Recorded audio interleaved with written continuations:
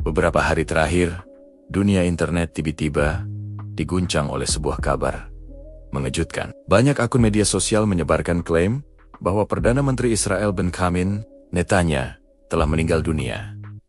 Kabar itu menyebar begitu cepat di platform seperti X, Telegram, hingga TikTok. Sebagian bahkan mengklaim ia tewas akibat serangan dalam konflik Timur Tengah. Namun beberapa jam kemudian, sebuah video muncul. Dalam video itu, Netanyahu terlihat santai duduk di sebuah kafe di Yerusalem sambil minum kopi. Ia bahkan bercanda mengenai rumor tersebut. Lalu muncul pertanyaan besar. Bagaimana rumor kematian seorang pemimpin dunia bisa menyebar begitu cepat? Dan apa dampaknya bagi dunia, termasuk Indonesia? Rumor ini mulai muncul ketika sebuah video Netanyahu beredar di media sosial.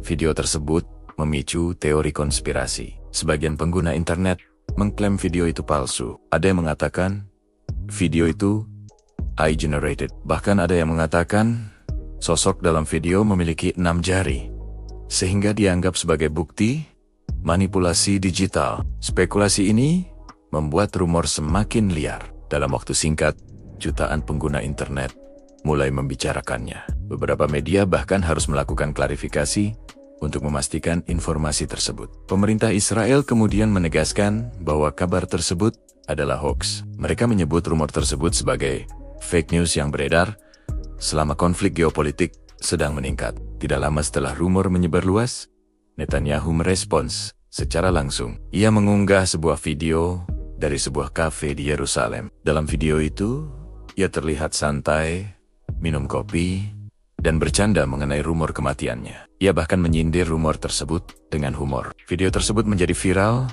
dan ditonton jutaan kali. Beberapa media internasional kemudian memverifikasi lokasi video tersebut dan memastikan bahwa rekaman tersebut asli. Dengan munculnya video itu, rumor kematian Netanyahu akhirnya terbantahkan. Namun, pertanyaan baru muncul. Mengapa rumor seperti ini bisa menyebar begitu cepat? Fenomena seperti ini sebenarnya bukan hal baru. Di era media sosial, informasi bisa menyebar lebih cepat daripada proses verifikasi. Dalam banyak kasus, berita palsu seringkali lebih viral dibanding berita asli. Para peneliti bahkan menemukan bahwa rumor dan teori konspirasi sering menyebar lebih cepat karena memicu emosi seperti rasa takut, kemarahan, rasa penasaran. Konflik geopolitik juga memperparah situasi ini. Dalam situasi perang atau krisis, informasi seringkali bercampur dengan propaganda. Para ahli menyebut fenomena ini sebagai disinformasi digital. Dalam beberapa konflik internasional, media sosial bahkan menjadi medan perang informasi. Perkembangan kecerdasan buatan juga membuat situasi semakin kompleks. Dengan teknologi AI, seseorang dapat membuat video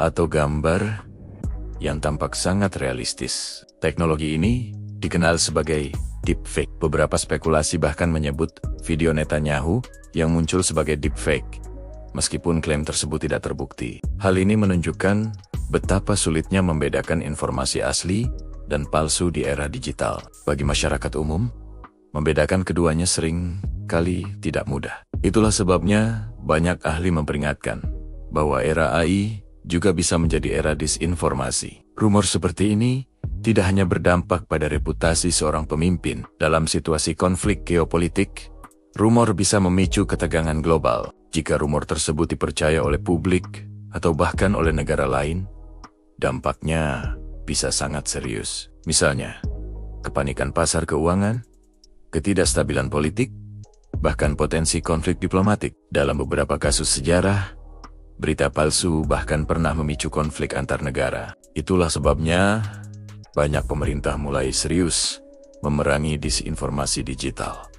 Lalu, bagaimana kaitannya dengan Indonesia? Meskipun rumor ini terjadi di Timur Tengah, dampaknya tetap bisa terasa.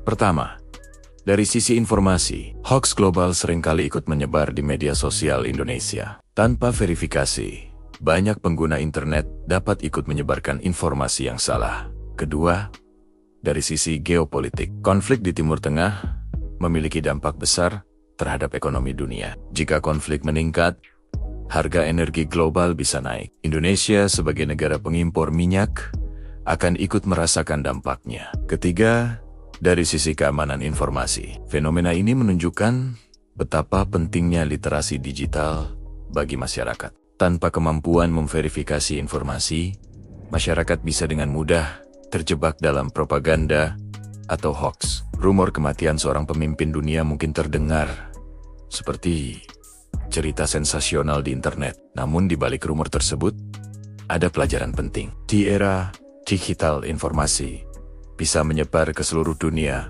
hanya dalam hitungan menit. Benar atau salah, nyata atau palsu. Itulah sebabnya kemampuan untuk memverifikasi informasi menjadi semakin penting. Karena di dunia yang dipenuhi informasi, kebenaran seringkali harus diperjuangkan. Dan mungkin pertanyaan terbesar hari ini bukan lagi apakah rumor itu benar, tetapi apakah kita cukup kritis untuk membedakan fakta dan hoax? Jangan lupa subscribe.